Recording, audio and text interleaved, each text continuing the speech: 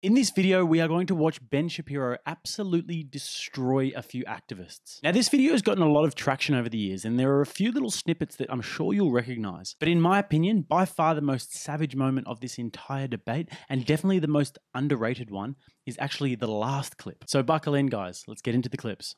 Things that I wanted to share with you. According to Pew Research, the net worth of white families in 2013 was $141,000.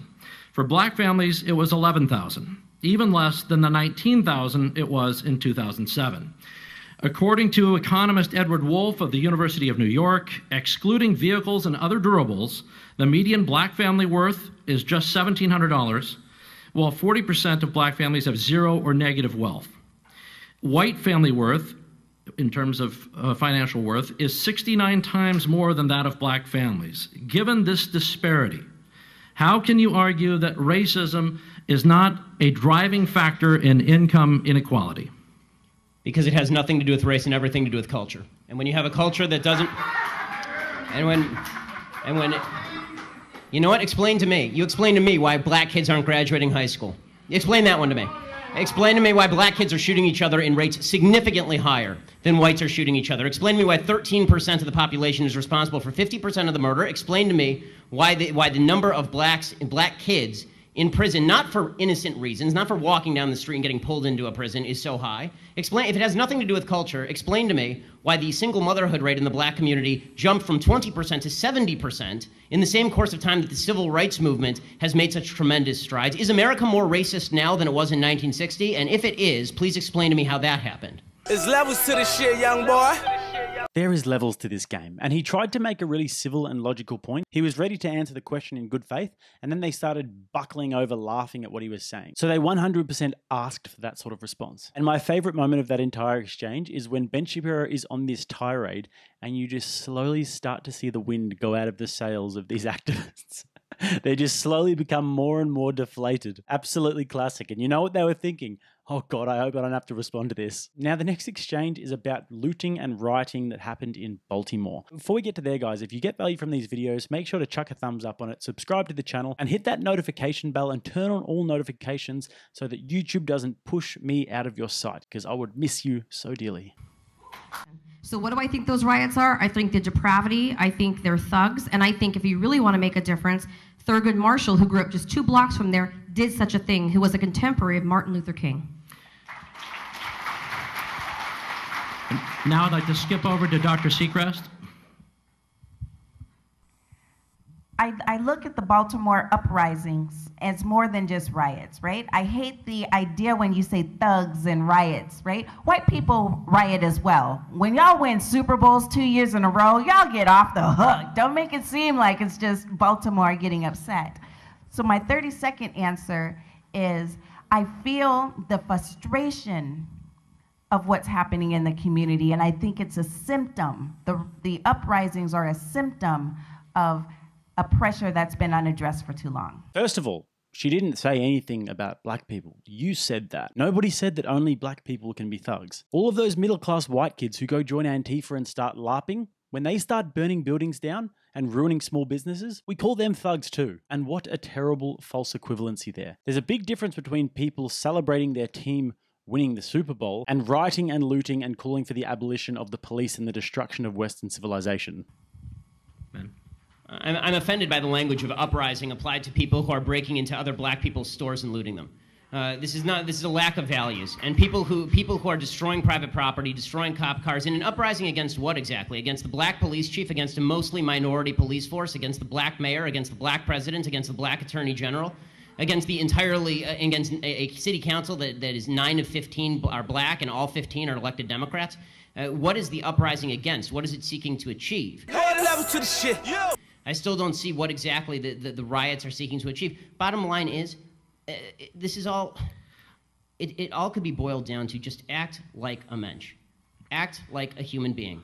Honestly, it's not useful to riot, it's not useful to break things, it's not useful to throw rocks at people. The idea that we're supposed to correlate your level of outrage with a certain level of justification, in other words, the more outraged you are and the more angry you are, the more justified you must be, is absolute nonsense.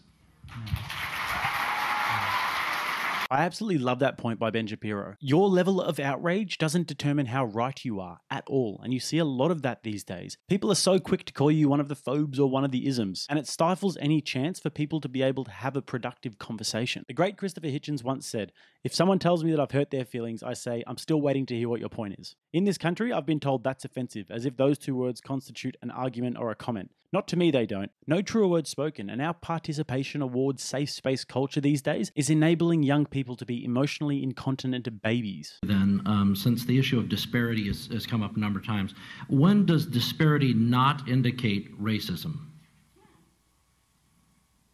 Level of effort. Statistical disparity. For example, overwhelmingly men commit crimes more than women, but we don't say that the Justice Department is sexist. So, is there a line that you draw for yourself, or is there some way that you interpret statistical disparity and you determine that that is not a racial disparity, it's something else?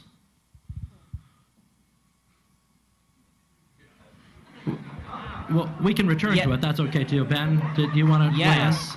It's called evidence of racism. When there is no evidence of racism, it's probably not racism. When there is actual evidence of racism, it's probably racism. And the fact that everybody jumps from there's inequality and therefore there is inequity, just because there's inequality does not mean there was inequity. But there has to be racism. You can't say there's no racism. Without evidence? No. I'm just saying that I don't know which animal. Maybe we're talking about dogs or something. I'm talking about human beings, and I'm like, human beings are most likely going to have racial prejudices. I'm just so sorry. I'm just so sorry. I don't know. I come from planet Earth. Charles, I want to ask you a question. So your default is that when there is no evidence, racism is the deciding factor. That is no, it's not saying that. I'm just saying that you're going to have sexists, you're going to have racists, you're going to have all this stuff. I mean, I'm just saying that. I agree it exists, but the problem that I'm seeing, and this is the problem with the general conversation, is that there's no solution in simply saying there's racism out there. How does that solve anything? I mean, when you talk about there's institutional racism, what does that mean? Show me a law that is racist in intent, and we will agree. Show me a police officer who commits a racist act like we saw in South Carolina, right, where a police officer shot a black man running away and it was obviously unjustified, and I will agree.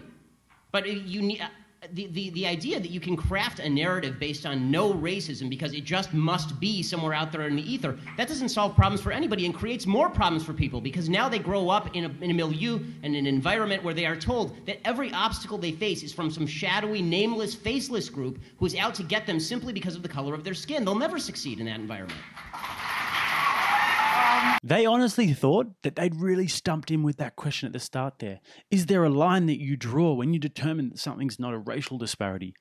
Yeah, evidence. They really thought that they did something, and the only reason that Ben was a little bit stumped there was he was stumped by the absolute absurd stupidity of the question. And look at their reactions, they were so happy about it until he just came out and did the business again. Because the levels to this shit.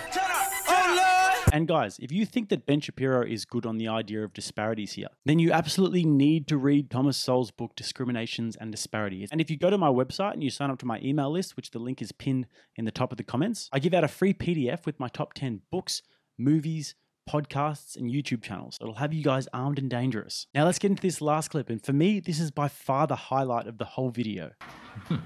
This entire time, I've been trying to think about your initial question about disparities. Are they automatically tied to race? And at first, I think all of us were stumped because we were trying to think of the instances. I do agree that they are separate, that they don't necessarily correlate within itself. There are disparities. NAACP, we are the experts inside of the nation of bringing in the racial lens for all of the work. No, they're not necessarily going hand in hand, or they're not necessarily tied to each other.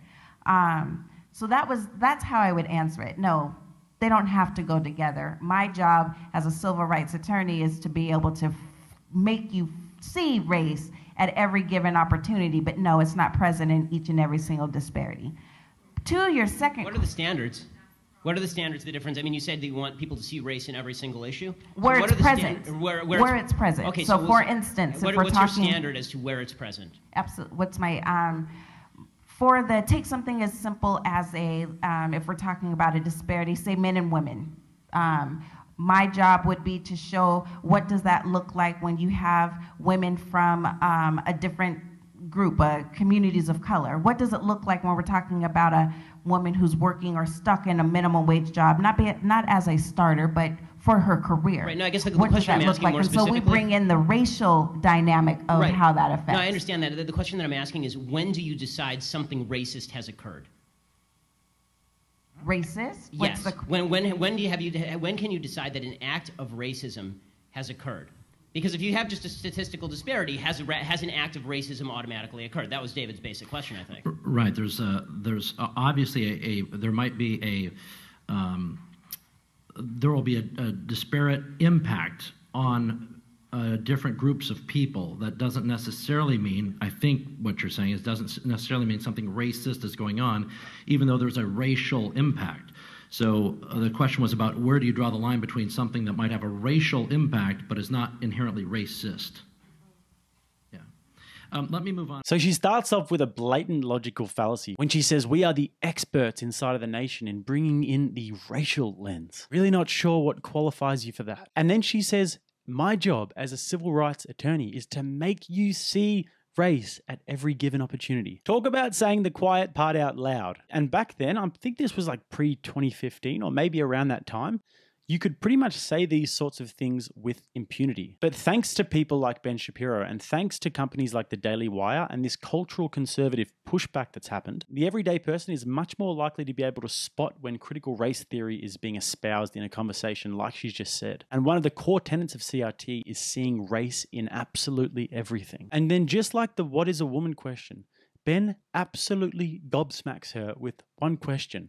When can you decide that an act of racism has occurred? If you're such an expert like you've just claimed to be, then lay it out for us. Tell us. When do we know when this racism has occurred? When do we know that these disparities are because of racism? But no, obviously she couldn't handle it, even though that is at the very center of her worldview. Thank you so much for watching, guys. If you would like access to uncensored, exclusive content and to join the Rattlesnake TV community and support the channel so that I can bring the best content possible to you as often as possible, then please consider hitting the link in the bio, rattlesnaketv.locals.com, and support the channel.